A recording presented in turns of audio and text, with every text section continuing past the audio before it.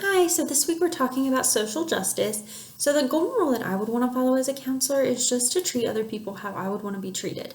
So, if I were seeing a counselor, I would want to be treated with respect and kindness, and I would hope that the counselor would try to put themselves in my shoes, even if it was a situation they couldn't personally understand. So, the article we read in Counseling Today discussed ways for self care of counselors, and one of the things they talked about was reflecting on what you're doing and what its meaning is to you. This is something I do a lot with my current job.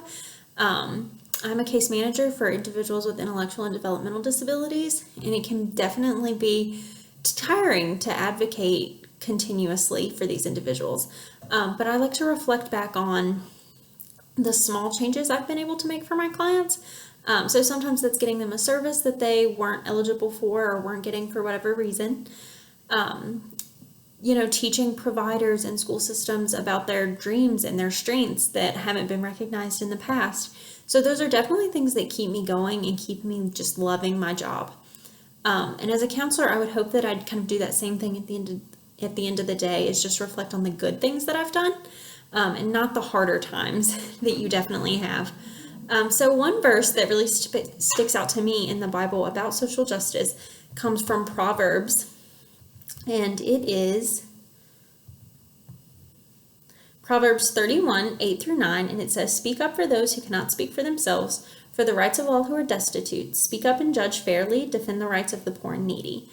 So the Bible definitely tells us that it is our job to advocate for others, especially those who can't do that for themselves.